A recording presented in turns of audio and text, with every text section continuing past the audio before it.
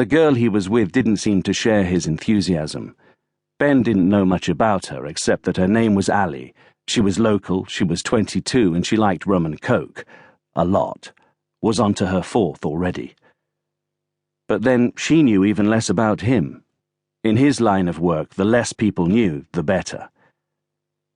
In the beer tent, pressing to the front of the throng and speaking loudly to be heard, he ordered the drinks, the same sticky sweet shit for her, another whiskey for himself. Not that one, as the barman went for the blended cheap stuff. The malt, that's the one. Make it a double. No ice. Reaching into the back pockets of his jeans for his wallet, Ben felt the muscles in his right side cramp up and he winced sharply. It took him a second to get his breath back. The kind of pain you know your face has gone pale.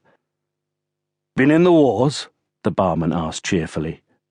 "You could say that," Ben replied, laying a fiver on the bar and taking a gulp of his drink. The 12-year-old Scotch burnt a warm river down deep inside him. The pain was passing already. It didn't hurt anything like the way it had when he'd taken his R&R leave 3 weeks ago. Considering the close-range impact of the AK-47 rifle bullet that had gouged through his side and severely cracked 3 of his ribs before going on to pass right through a wall, he didn't think his recovery was going too badly.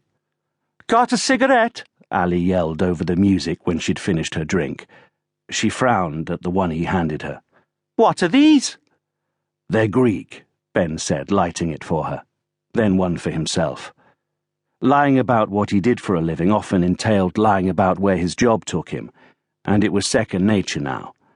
In fact, the cigarettes were Jordanian, one of the last of the packs he'd bought a few days before his SAS squadron had been dropped in the Iraqi Western Desert to seize key airfields.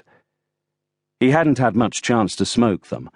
A couple of weeks after securing the airfields as forward operating bases and pushing eastwards into the desert, supported by RAF Harriers and unmanned Predator reconnaissance spy planes, as they clashed with retreating Iraqi forces, Ben's unit had received a report that 2 undercover SAS soldiers, posing as Arabs to investigate an Iraqi police captain in the Basra area suspected of passing information to Shia militiamen, had been hijacked and abducted by an armed gang.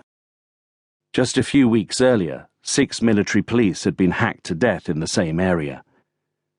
Within hours of the report, an unofficial rescue mission had been greenlit deep within the corridors of Whitehall, and 24 troopers under Ben's command were kitted up and en route to Basra on a Hercules transport plane.